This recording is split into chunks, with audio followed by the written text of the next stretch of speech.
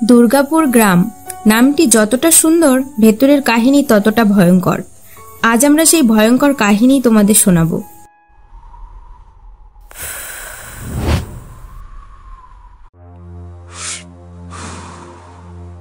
ভাই, সকালে বসের ফোন এসেছিল। বস বলল 2-1 দিনের মধ্যে নতুন মাল দিতে পারলে 50 লাখ টাকা ইনাম পাবো। এই অল্প সময়ের মধ্যে কি করে জোগাড় করবো? তুই বসকে না বলে দে। এত বড় একটা সুযোগ হাতছাড়া করবো? তুই কি পাগল? তুই বুঝতে পারছিস না অনেক, এই কম সময়ের মধ্যে এত কিছু হবে না। বরং তুই নাই বলে দে।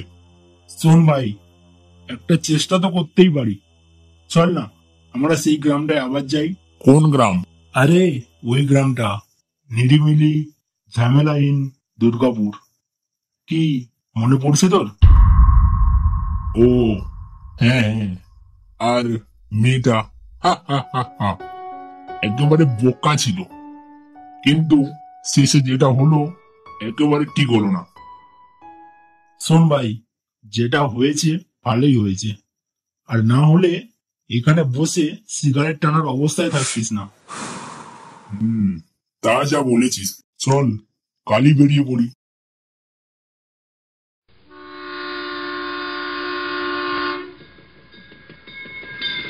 পরের দিন অনিক ও সুজয় দুর্গাপুরের উদ্দেশ্যে বেরিয়ে পড়ে। শহর থেকে গ্রামটির দূরত্ব একটু বেশি হওয়ায় রাস্তাতেই অন্ধকার নেমে আসে।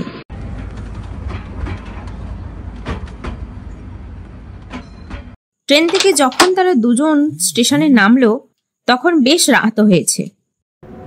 আশেপাশের লোকজন নেই, একটা রিক্সাও নেই। হঠাৎ মুষলধারে বৃষ্টিও নেমে এলো। দুজনের কাছে ছাতা না থাকায় বাধ্য হয়ে বৃষ্টিতে ভিজতে ভিজতে গ্রামের দিকে হাঁটতে শুরু করলো। বেশ কিছু দূর যাওয়ার পর, ভাই, বৃষ্টিতে আর কতক্ষণ ভিজবো? আমি যে ঠান্ডায় কাঁপতে শুরু করেছি। হ্যাঁ ভাই, ঠিকই বলেছিস। আমিও খুব ক্লান্ত, তারপর খিদেও পেয়েছে, আর হাঁটতে পারছি না ভাই।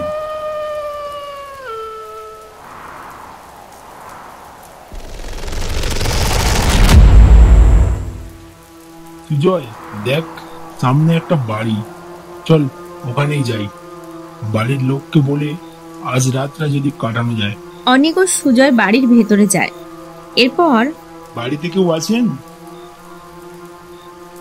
শুনছেন? বাড়িতে কেউ আছেন? দুজনে অনেক ডাকাডাকি করলো, কিন্তু কোনো সাড়া পাওয়া গেল না। বাড়িতে কেউ নেই, অথচ লণ্ঠন জ্বলছে। ছাড়, বাদ দে। এই বৃষ্টিতে বেজার থেকে আজ রাতটা এখানেই কাটিয়ে দেব। কার লণ্ঠন কেনই বা জ্বলছে, কোথায় বা তারা, সেসব জেনে কোনো লাভ নেই।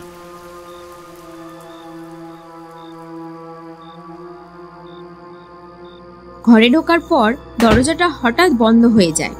বাইরে ঝোড়ো বাতাস বইতে থাকে, আর একটা ভয়ঙ্কর অট্টহাসির শব্দে অনিক ও সুজয় কেঁপে ওঠে। অনিক, চল এখান থেকে পালাই। আরে পালাবো কি করে? কারা দরজাটা বাইরে থেকেই বন্ধ করে দিয়েছে।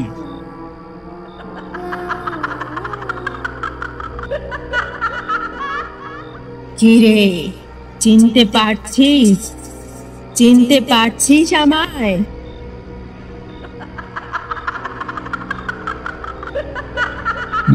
গীতা, তোরা কি ভেবেছিস তোরা বেঁচে গেছিস? আজ আমি প্রতিশোধ নেব। ছেড়ে দাও গীতা, আমরা ভুল করেছি, আমাদের ক্ষমা করে দাও। ক্ষমা?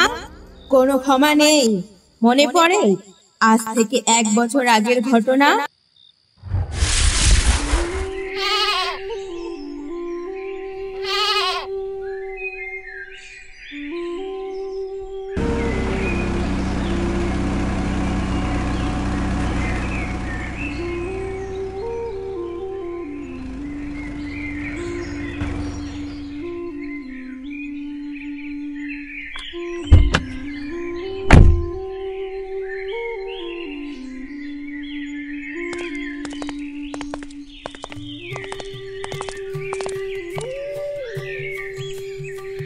আপনারা শহর থেকে এসেছেন, এত সুন্দর ছবি তোলেন।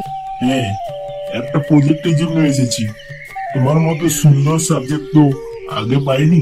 এরপর থেকে তাদের মধ্যে নানা কথাবার্তা চলতে থাকে। যত দিন যায় তাদের মধ্যে ধীরে ধীরে সম্পর্ক গড়ে ওঠে। এর কিছুদিন পর এক রাতে হ্যাঁ বস, তবে আপনি চিন্তা করবেন না, এবারে যে মেয়েটিকে আপনার কাছে পাঠাবো সে একেবারে খাসা হবে। কিন্তু এবারে কিন্তু আর 1 লাখে চলবে না, পুরো 5 লাখ লাগবে।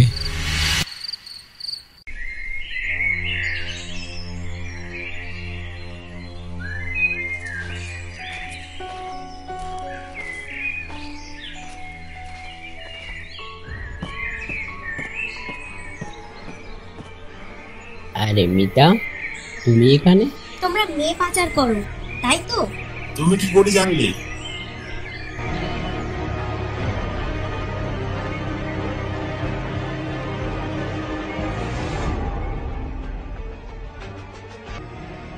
এই চুপ থাক, না হলে না, আমি চুপ থাকবো না, সবাইকে জানিয়ে দেব, তোমাদের মুখোশ খুলে দেব। এরপর গীতা যাওয়ার জন্য পা বাড়ায়। তখন পিছন থেকে